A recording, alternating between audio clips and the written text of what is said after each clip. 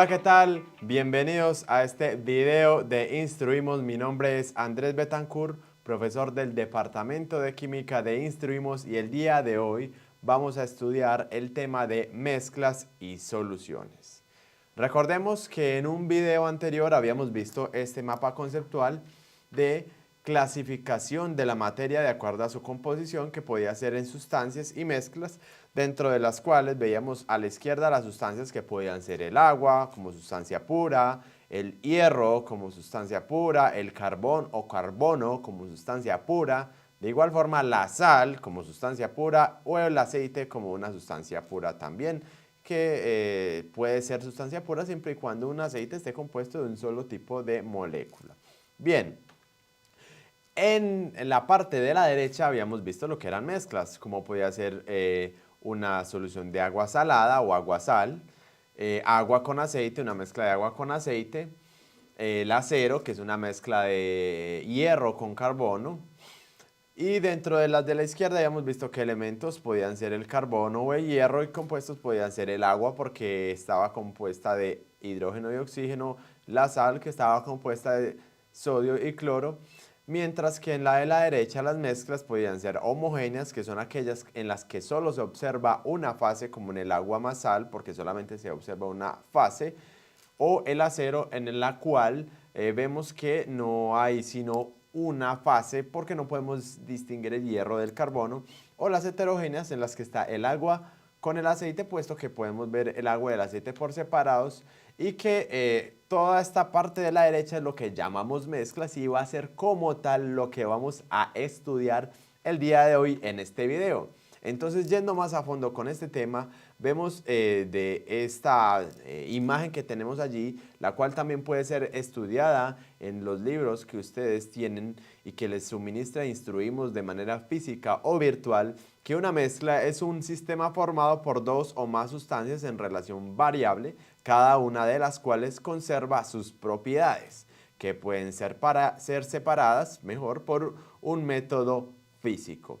Existen dos tipos de mezclas, como ya los habíamos visto en el mapa conceptual y en un video anterior, que pueden ser mezclas homogéneas o mezclas heterogéneas. Yendo más a fondo con esto, veamos como tal qué es lo que se define para una mezcla homogénea. Las de la izquierda presentan una sola fase, las sustancias no se pueden distinguir ya que las partículas presentes son del orden de moléculas o iones. También se conocen con el nombre de soluciones y sus componentes son denominados solvente y soluto. Generalmente el solvente se encuentra en mayor proporción. Por ejemplo, una mezcla de agua con alcohol, nosotros no podemos diferenciar el agua del alcohol porque están en una sola fase, y a estas también podemos incluir el agua con sal porque no diferenciamos el agua y la sal ya que están del tamaño de las moléculas o iones, y lo mismo que el hierro y el carbono. Hay un tema acá, es que lo mencionado allí sobre cómo también podemos tratar a las mezclas homogéneas o cómo las podemos designar, puesto que también se les llama soluciones. Este tema de soluciones va a ser tratado en unos minutos más a fondo. Por otra parte, tenemos a la derecha las mezclas heterogéneas. En las mezclas heterogéneas tenemos aquellas que presentan dos o más fases, es decir, que se pueden distinguir a simple vista las sustancias que las conforman. ¿Listo? Ejemplo, el agua y el aceite y el mercurio son inmiscibles y conforman un sistema de tres fases. El agua no se mezcla con el aceite ni con el mercurio, y el mercurio tampoco se mezcla con el aceite ni con el agua, y lo mismo ocurre para el aceite, puesto lo que hemos dicho. De manera que hay una situación en la que es importante reconocer que las mezclas homogéneas deben de tener esa componente de inmiscibilidad, o sea, no se mezclan. Y si, por ejemplo, tenemos un sistema de tres fases líquidas como el que forman el aceite, el agua y el mercurio, y los mezclamos, siempre en la parte inferior va a estar el más pesado o más denso, como es el mercurio. Vemos que la densidad del mercurio es de 13.4 gramos sobre mililitro. Vemos acá que está en la parte inferior. Después el que le sigue, que es de 1, densidad de 1 gramo sobre mililitro, el agua. Y en la parte superior siempre el que tiene menor densidad, como lo es el aceite, con una densidad de 0,8 gramos sobre mililitro. Esto es importante tenerlo en cuenta para yo poder entender cómo podré separar estos tres componentes después. Así también puede ser el agua, el aceite. En el caso de una ensalada también tenemos una mezcla heterogénea porque vemos el tomate, vemos la lechuga, vemos la cebolla, etcétera, etcétera, y todas son fases diferentes. O el agua con arena, donde la arena es más densa y se va para el fondo que el agua que queda en la parte superior. Y obviamente como el agua y la arena no se pueden mezclar o no son solubles, pueden considerarse una mezcla heterogénea. Ahora vamos a la parte de las técnicas de separar estas mezclas. Tenemos otro mapa conceptual aquí. En la parte de la izquierda tenemos algunas de las técnicas que podemos emplear para separar las mezclas homogéneas en azulito. Y a la derecha, en amarillo, algunas de las técnicas que existen para separar mezclas heterogéneas. Vamos primero con las azulitas, que son las de las homogéneas. Un método muy conocido a nivel industrial y laboratorio, que es la destilación, que es la separación de los componentes de una disolución aprovechando los diferentes puntos de ebullición. O sea que la propiedad que es importante son los puntos de ebullición o temperaturas de ebullición. ¿Cómo funciona? Por ejemplo, para separar agua con alcohol, esta técnica se puede utilizar. Si yo tengo una mezcla de agua con alcohol, la puedo separar por destilación. ¿Cómo funciona? Aquí en este baloncito, en este recipiente redondito, estamos con la mezcla que queremos separar y se pone a calentar simplemente con fuego o con pues, algo que le suministre calor, y entonces primero se va a evaporar la sustancia que tiene menor punto de ebullición. Por eso la idea es que siempre tengan, para hacer una destilación, los puntos de ebullición muy diferentes, uno más pequeño que el otro, pero bastante, entre mayor sea la diferencia, bastante que va a ser importante la diferencia entre puntos de ebullición. Por ejemplo, tenemos que si el agua y el alcohol están mezclados, los puntos de ebullición ya empiezan a ser muy diferentes y por eso el primero que se evapora es el que tiene menor punto de ebullición, como lo es el alcohol, que empieza a ser evaporado del agua y va subiendo por acá y es capturado en esta parte superior en un tubo que tiene agua de enfriamiento por el alrededor del tubo, y entonces hace que lo que esté dentro del tubo, que es el vapor del alcohol, se vuelva otra vez líquido y caiga aquí a la derecha a este otro recipiente. ¿Listo? Lo mismo de un alcohol con vino, o así también destilan los licores que van a ser para consumo humano. Tenemos acá esta técnica que se llama evaporación, separación de una disolución formada por un sólido y un líquido, por ejemplo agua con sal, en la que vamos a tener el agua con sal y es parecida a la destilación con la diferencia que simplemente tenemos un sólido con un líquido soluble en ella. Obviamente la mezcla es homogénea y entonces también calentamos el recipiente y empieza a evaporarse el agua y en el fondo va a quedar el sólido que está disuelto. En este caso puede ser la sal, es el caso más común. En la cromatografía es la separación de solutos por afinidad a un fluido portador. Bueno, vamos a ver el dibujito y más o menos cómo funciona. Acá en esta parte, en esta tirita, aquí tenemos una mezcla de pigmentos, como dice el dibujo, varios pigmentos, por ejemplo, unos colorantes. Una mezcla de colorantes o de varias sustancias sólidas, ¿cierto? Y que queremos separar esas sustancias sólidas que se pueden disolver en un líquido. En este caso, pues tenemos un ejemplo de alcohol, pero puede ser cualquier otro solvente. Entonces, cuando metemos esa tirita con la mezcla de los que queremos separar de los sólidos, cada uno de esos sólidos va a correr a una velocidad diferente usando el solvente como medio de movilización a través de la tira, y como se mueven a diferentes velocidades, cuando termine su movimiento ellos van a quedar a diferentes distancias. El componente A, el B, el C van a quedar separados debido a que no se mueven tan rápido o igual de rápido todos estos componentes, debido a que molecularmente no tienen la misma afinidad por el líquido o el solvente en el que se están sumergiendo. A eso se le llama cromatografía. Pues bien, vamos a ver ahora las de la derecha, que son las mezclas, la separación de mezclas homogéneas, heterogéneas mejor, donde tenemos algunas de ellas como son la filtración, decantación, tamizado.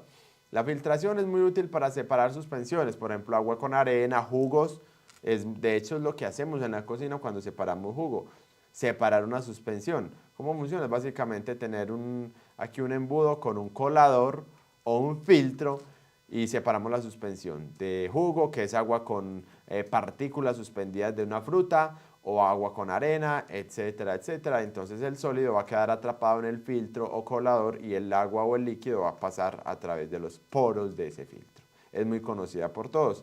En la decantación es la que se utiliza para separar los líquidos que son invisibles y en los que tenemos uno abajo del otro, o por ejemplo un sólido debajo de un líquido. Y siempre el más pesado o de mayor densidad se va para el fondo, y para ello podemos utilizar, por ejemplo, un embudo de separación. Acá tenemos una mezcla heterogénea de agua con aceite, entonces el agua queda abajo y el aceite queda arriba, y esto acá es una llavecita la cual podemos abrir a nuestro gusto, y pues lo que va a bajar primero es el agua, y ya cuando vaya a empezar a pasar el aceite cerramos la llave y pues el agua quedó en este recipiente de abajo y el aceite en el de arriba porque le cerramos la llave antes de que pasara.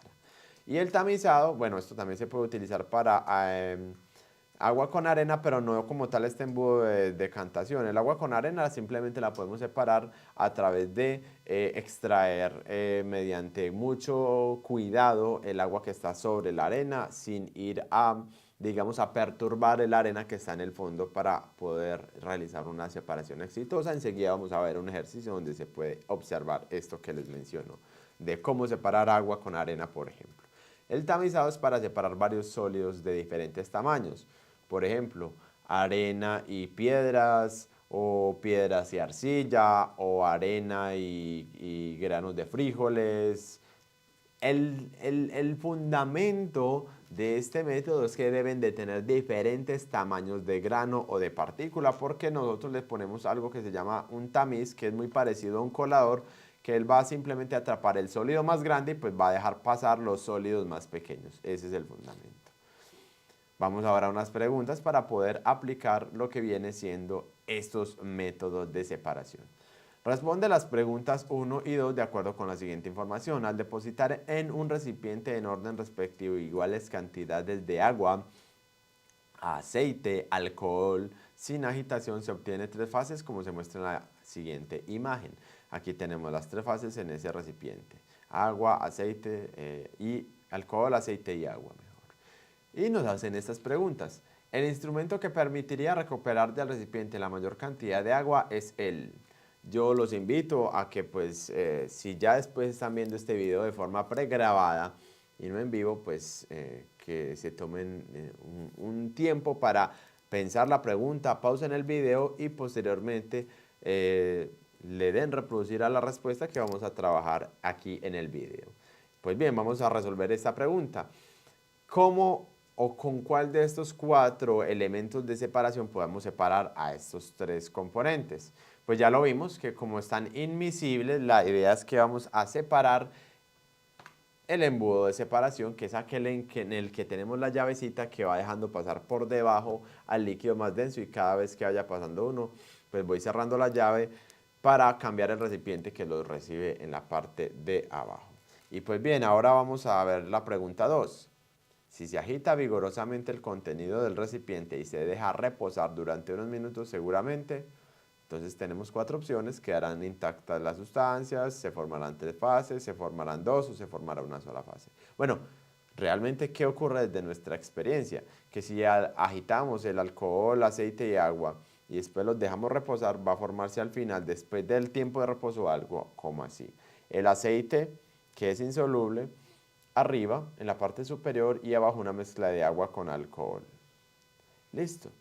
Entonces, en este caso, vemos que se forman simplemente 2 fases porque el agua y el alcohol son solubles, mientras que el aceite no es soluble con estos, y se forman las 2 fases del dibujito que estamos viendo. Bien, ahora esta pregunta.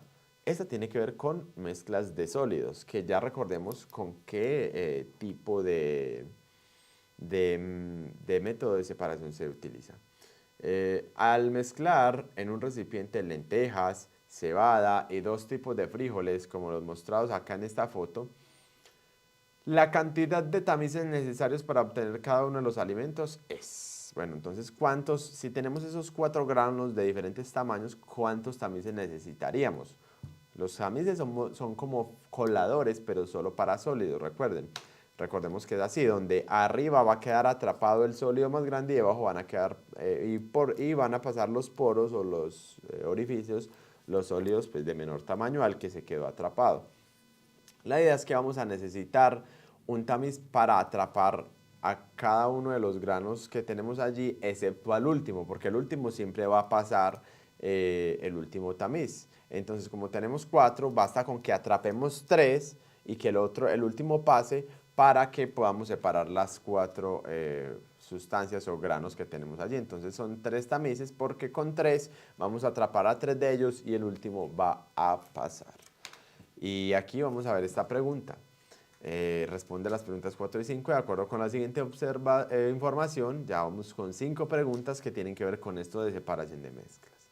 La imagen muestra los pasos seguidos en un proceso de separación de mezclas. Entonces vemos acá que hay una mezcla, después esa mezcla de un tiempo está con esta forma y voltean este recipiente y separan el líquido que está encima de esto, que aparentemente es un sólido.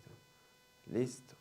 Entonces, lo que estamos viendo al principio es seguramente una mezcla de un líquido con un sólido, que después de un tiempo el sólido se va para el fondo, el líquido queda arriba, se voltea el recipiente para separar el líquido por encima y el sólido queda por debajo. De acuerdo con la imagen, este proceso se emplea para separar. ¿Qué tipo de mezclas tenemos acá? Pues bien, vemos la fase líquida y la fase sólida y no vemos nada más, puesto que tenemos 2 fases y a esto ya lo conocemos como una mezcla heterogénea. Respuesta D. El proceso ilustrado corresponde a una, entonces ¿cómo separaremos un sólido que se va al fondo de un líquido que queda encima? No se disuelven, no se mezclan, son inmiscibles. Entonces, lo que tenemos allí es que si para el fondo se va la sustancia más densa dentro de las 2 insolubles, recordemos que eso debe de separarse por decantación, ya sea sólido o líquido, como en este caso, o si fueran 2 líquidos, como en una de las preguntas anteriores. ¿Qué significa esto? Que la B y la D son respuestas descartadas y vamos a ver entre la A y la C, las cuales ambas mencionan que la opción adecuada sería la de decantar. ¿Cuál es el argumento más correcto? La A dice que va a ser decantación porque se precipita el sólido en el fondo del recipiente, lo cual es lo que corresponde con lo que estamos viendo. Sin embargo, descartemos que la C no diga algo también correcto. Decantación porque se deposita en el fondo el líquido más denso. Evidentemente aquí no tenemos el líquido más denso depositado en el fondo. Vemos cómo son partículas sólidas y por ende no podríamos hablar de que en el fondo se está depositando el líquido más denso. Entonces la respuesta correcta sería la A, porque se precipita o se va hacia el fondo, que eso es precipitarse. ¿Qué es precipitarse? Irse hacia el fondo el sólido que tenemos en la imagen. Bien, ahora vamos con una pregunta triple que tiene involucradas varias sustancias. Vamos a ver. En la tabla se muestran algunas propiedades físicas de aldehídos.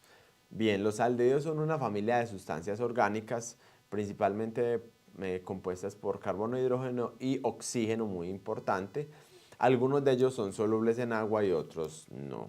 Es lo que nos muestran acá. En esta tabla nos muestran los nombres de varias de esas sustancias de esa misma familia llamada aldehídos y la fórmula química de esas diferentes sustancias y algunas propiedades como el punto de fusión de todas, el punto de ebullición de todas, la densidad de todas y la solubilidad en agua de todas. Observemos que algunas son solubles, otras no. Por ejemplo, acá dice cuántos gramos o qué porcentaje de ellas disuelven agua. Esta tiene acá un número infinito. ¿Qué quiere decir? Que le podemos echar una cantidad infinita de esa sustancia al agua y ella siempre va a disolver. Mientras que acá tenemos 2 rayitas, quiere decir que estas 2 sustancias, pentanal y 3-metilbutanal, no son solubles en agua. El resto son solubles. Esta tiene un poco porcentaje de solubilidad, mientras que, por ejemplo, el metanal tiene una solubilidad alta, un porcentaje alto. Y la más grande pues sería el etanal, que tiene una solubilidad infinita. Pues bien, vamos a ver las 3 preguntas. La pregunta 6 dice, de acuerdo, de los anteriores aldehídos, estos que tenemos aquí, el aldehído que al mezclarlo con agua se podría recuperar casi en su totalidad mediante un proceso de decantación es él. Entonces recordemos que para poder utilizar yo el método de decantación, yo debo de tener una mezcla heterogénea y eso se logra es cuando las sustancias involucradas son insolubles, son inadmisibles, no se disuelven. Entonces acá tendríamos que ver esta propiedad que se llama solubilidad. ¿Cuál de estas 4 sustancias, si está mezclada con agua, no se disuelve en agua? Entonces vemos que es el pentanal o el 3-metilbutanal, pero como observamos de las 4 opciones, el único que está es el pentanal, entonces sería la opción correcta. El 3-metilbutanal también se podría separar por decantación, claro que sí, pero no está entre las 4 opciones de la pregunta 6. Ahora, vamos con la pregunta 7. Entre las mezclas de aldehídos listadas, la que podría separarse más fácilmente por destilación simple estaría compuesta por... Recordemos lo que explicamos hace un momento con destilación simple. Yo puedo separar 2 compuestos por destilación simple basándome en una propiedad que se llama punto de ebullición. ¿Cómo me voy a basar yo en esa propiedad? Pues voy a ver cuál par de sustancias tiene los puntos de ebullición más diferentes. Y allí entonces podré decir que la puedo separar mediante destilación. Si los puntos de ebullición son muy separados, realmente es bien difícil separarlo por destilación. Tendría que ser una destilación muy avanzada como son las destilaciones fraccionadas de la industria de los petróleos. Pero por destilación simple, sencilla, tradicional, realmente no podría separarse porque los dos ebullen a una temperatura muy similar. Entonces vamos a ver cuál pareja tiene la mayor diferencia entre sus puntos de ebullición. Por ejemplo, en la opción A tenemos que el propanal y el benzaldehído, que son estos dos, tienen un punto de ebullición de 49 y 179. Son puntos de ebullición muy diferentes y por eso ellos son los que se podrían separar por destilación. Si vamos a la opción B, pentanal y 2-butenal, miren el pentanal acá con 103 y el 2-butenal con 104, o sea 103 y 104 no se podrían separar por destilación porque su punto de ebullición es casi el mismo. Y así pueden ustedes verificarlo para la opción C y para la pareja de la opción D. Ahora vamos con la pregunta número 8. Si queremos recuperar únicamente al 3-metilbutanal por destilación, la destilación sería fácil solo cuando está mezclado con... Es decir, vamos a mezclar el 3-metilbutanal, vamos a ver en la siguiente pregunta, y vamos a tratar de separarlo por destilación. Por eso la propiedad de interés sigue siendo el punto de ebullición, que es el que tenemos allí. Este es el 3-metilbutanal que tiene un punto de ebullición o temperatura de ebullición de 93 grados centígrados. Vamos a ver cuál de las 4 opciones de respuesta me da una sustancia o un par de sustancias que tengan una temperatura muy diferente a 93. Dentro de las 4 opciones que tenemos, realmente nos mencionan simplemente 3 sustancias. A pesar de que son 4 opciones, miren que la D me repite 2 de las opciones anteriores. Esas son las 3 sustancias, el pentanal con 103, el 2-butenal con 104 y el benzaldehído con 179. ¿Cuál de esas 3 sustancias realmente tiene el punto de ebullición más diferente al del 3-metilbutanal, que es de 93 grados centígrados? Ahí vemos que el de 179, que sería el benzaldehído, por eso benzaldehído y 3-metilbutanal sería una mezcla muy adecuada para utilizarse en el método de destilación. Ahora vamos con el tema de soluciones. Recordemos que las soluciones es el nombre que también le damos a las mezclas homogéneas o mezclas de una sola fase. Hay un tema particular y unas preguntas relacionadas con lo que son soluciones. Recordemos, es una mezcla homogénea formada por 2 o más componentes. Tenemos lo que son los solutos y el solvente. Un ejemplo de un soluto es la sustancia que se disuelve, como la sal. Y el solvente es el medio en el cual se disuelve, que generalmente es el componente de mayor proporción. Por ejemplo, aquí el agua. A ese sistema o a esa mezcla se le llama solución. A la mezcla del agua con la sal o cualquier otra mezcla que sea homogénea. Por ejemplo, agua con aceite, agua con alcohol, perdón, el aceite es heterogénea, agua con alcohol, agua con cualquier colorante que sea soluble en agua, obviamente. Hay unas operaciones matemáticas que se llaman las unidades de concentración que me sirven para yo saber qué tan concentrada está una mezcla homogénea, una solución. Hay muchas, pero aquí en este video simplemente vamos a hacer mención a estas tres, que son el porcentaje en masa, o sea, qué porcentaje hay del soluto, digamos la sal. Vamos a enfocarnos mucho en la sal, que es una de las más fáciles de entender, en la masa de la solución total que haya. Otra se llama la molaridad, que me calcula una división entre las moles de soluto sobre el volumen o litros de solución. En este caso, las moles de la sal sobre los litros que tenga la solución. O el porcentaje masa-volumen, que podría ser la masa de soluto sobre el volumen de solución. Recordemos siempre, el soluto es el que se disuelve en el solvente. O sea, por ejemplo, la sal, que se disuelve en el agua. Respondamos estas preguntas. La 9 a la 11, de acuerdo con la información. En la siguiente gráfica se relaciona el número de moles de soluto disuelto en distintos volúmenes de una misma solución. Supongamos que estas moles sean de sal. Recordemos que las moles son una forma de yo también contar la cantidad de una sustancia, por ejemplo, sal, ¿cierto? Y el volumen es la cantidad de litros que yo tengo de ese sistema. Entonces miren que tenemos, por ejemplo, acá en este punto tenemos 0.5 moles en 1.1 litro, acá 1 mol en 0.2 litros, acá vamos a tener 1,5 en 0.3 litros. De acuerdo con los datos de la gráfica, ¿qué pasa con la concentración de la solución?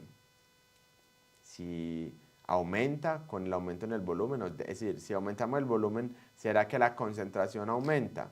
Pues acá dice que le están echando más moles si aumentan el volumen.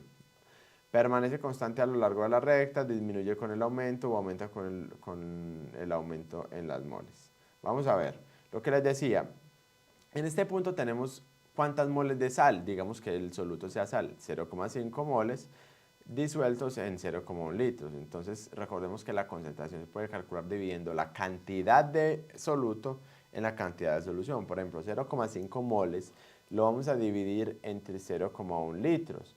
Si nosotros hacemos esa división nos da una concentración de 5 moles por litro. Vamos a hacer eso mismo para este punto de acá arriba en el que estamos ya disolviendo más moles de sal. Uno creería que al disolver más moles de sal pues va a aumentar la concentración. Evidentemente eso puede ser, pero vamos a ver qué pasa acá. Tenemos 1,5 moles, pero también tenemos más volumen, que son 0,3 litros. Entonces, si calculamos 1,5 moles repartidos o divididos entre 0,3 litros, esa operación nos vuelve y nos da una concentración de 5 moles sobre el litro. Miren que se mantiene la misma concentración. ¿Por qué? Porque aunque aumentamos las moles de sal o de soluto que tengamos, el volumen también lo estamos aumentando el volumen de agua o de la solución. Listo. Entonces, antes habían 5 moles sobre el litro, después siguen habiendo 5 moles sobre el litro, por eso podemos decir que en esa solución la concentración permanece constante a lo largo de la recta.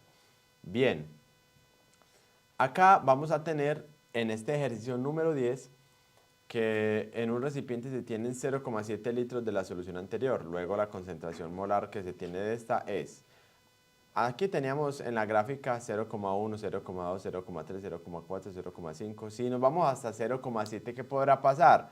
Pues sí, se van a aumentar más las moles, pero miren que en toda la recta siempre se mantiene 5 moles sobre el litro, entonces no va a cambiar esa concentración, y moles sobre el litro es una M mayúscula que significa molar, que es esta respuesta que tenemos aquí. Entonces son 5 moles sobre el litro. Ya en la pregunta 11 nos dicen, asumiendo que el solvente utilizado para formar las soluciones anteriores es agua y que el soluto es un gas, entonces se puede concluir que la solubilidad debe aumentar cuando, bueno, entonces, si ya no tenemos sal, sino que tenemos un gas que vamos a disolver en agua, ¿cómo hacemos para nosotros disolver el gas en agua? Entonces, la temperatura de la solución se aumenta. ¿Será que es fácil disolver un gas cuando la temperatura es alta? El volumen del solvente es constante. Se agita la solución rápidamente, eso puede ayudar en parte, pero dependiendo del tipo de gas, antes puede provocar todo lo contrario. Por ejemplo, en la gaseosa, si nosotros tenemos gaseosa y agitamos, antes el gas se va a escapar. Y la última, la presión de la solución aumenta. Algo así es lo que observamos cuando tratamos de disolver gas, que es CO2, en el agua. Él se disuelve en el agua gracias a que la presión de la solución aumenta. Los gases se pueden disolver en líquidos siempre y cuando aumentemos la presión para obligarlos a disolverse en el líquido. Y vamos a terminar con estas dos preguntas, 12 y 13, que se basan en esta gráfica que tenemos aquí. Bien, vamos con la pregunta 12. Acá en esta gráfica tenemos una gráfica donde en el eje Y o vertical tenemos los gramos de un soluto, de cada uno de estos solutos que tenemos allí disueltos en 100 gramos o 100 mililitros de agua a diferentes temperaturas. Entonces nos dan diferentes líneas que nos muestran cómo varía esa solubilidad. Dice, se tiene igual cantidad de volumen de solvente para solubilizar cada una de las sustancias mostradas en la gráfica. Por lo tanto, se puede afirmar que la que posee mayor grado de solubilidad cuando se incrementa la temperatura hasta los 70 es. Entonces, a los 70, ¿quién tiene mayor grado de solubilidad? Es al que tenga una curva más alta o al que le quepan más cantidad de gramos en esos 100 gramos de agua. Entonces, miren que a 70, la mayor solubilidad es la del KNO3, también conocido como nitrato de potasio. ¿Por qué? Porque más o menos a 70 grados centígrados se pueden disolver casi 70 gramos de ese nitrato de potasio. Bien, en la 13 nos dicen, si se tienen 40 gramos de cada uno de los solutos mostrados, es decir, de estos 5 solutos, nitrato de potasio, nitrato de plomo, pero esto sería clorato de potasio, cloruro de sodio y sulfato de sodio. Entonces, de estos 5 solutos que allí tenemos, si se tienen 40 gramos de cada uno a una temperatura de 60, se puede decir que los que forman una solución química heterogénea, es decir, de varias fases, en 100 mililitros de agua, ¿cuáles serán? Vamos a ver cómo yo sé acá si uno de estos solutos forma una solución homogénea o heterogénea. Escojamos, por ejemplo, el nitrato de plomo, que es este que tenemos allí resaltado. Voy a pintar de 2 colores esa gráfica para tomar como referencia la curva. Miren esta curva que es la del nitrato de plomo. Quiero que la observemos. Toda esta línea que tenemos acá es la línea que corresponde a la solubilidad del nitrato de plomo. Lo que está por encima del nitrato de plomo lo voy a pintar naranjado esa región y por debajo verde. Supongamos un punto por encima de la línea del nitrato de plomo, es decir, en la región naranjada. Por ejemplo, este punto que es nitrato de plomo, 60 gramos de nitrato de plomo, como vemos allí, a 30 grados centígrados. Eso está disuelto en 100 mililitros de agua. ¿Qué quiere decir esto? Que si yo tengo 60 gramos de nitrato de plomo a 30 grados centígrados, como está en la zona naranjada, allí se va a formar una mezcla heterogénea donde el nitrato de plomo se va a ir para el fondo del recipiente, no se va a disolver, sino que se va a precipitar, va a ser una mezcla heterogénea en la zona naranjada de esa gráfica. Pero si lo tuviéramos, por ejemplo, aquí en la zona verde, como este punto que está a 10, que son 10 gramos de nitrato de plomo, a 70 grados centígrados, pues lo que vamos a ver es una solución homogénea donde el nitrato de plomo sí se disuelve y solo se observa una fase. Entonces, todos los puntos que estemos en la zona naranjada van a formar una solución heterogénea, mientras que los que estén en la zona verde o por debajo de la línea de nitrato de plomo, pues van a formar una solución homogénea de agua con nitrato de plomo. Entonces, en este ejercicio lo que tenemos que ver es que si tenemos 40 gramos de agua, a 60 grados centígrados tenemos este punto. Ese punto, para las 5 sustancias, ¿en qué casos de esas sustancias sería homogénea y en qué casos sería heterogénea? Entonces lo que vamos a ver es ese punto está por debajo de cuáles. Por ejemplo, está debajo de el nitrato de plomo y el nitrato de potasio, de estos dos. Como está por debajo, recordemos que si está por debajo de la línea de solubilidad va a formar una solución homogénea. Por debajo de la línea de solubilidad forma solución homogénea. Entonces, para estos dos, ese punto va a formar una solución homogénea. Pero miren que está por encima de estas 3 líneas. Al estar por encima de esas 3 líneas va a formar una solución heterogénea. Entonces, clorato de potasio, cloruro de sodio y sulfato de sodio van a formar una solución heterogénea. Por eso, la respuesta correcta es la opción D. Esperamos que este video les haya gustado. Para más contenido sigan conectados con nuestra plataforma virtual. Gracias.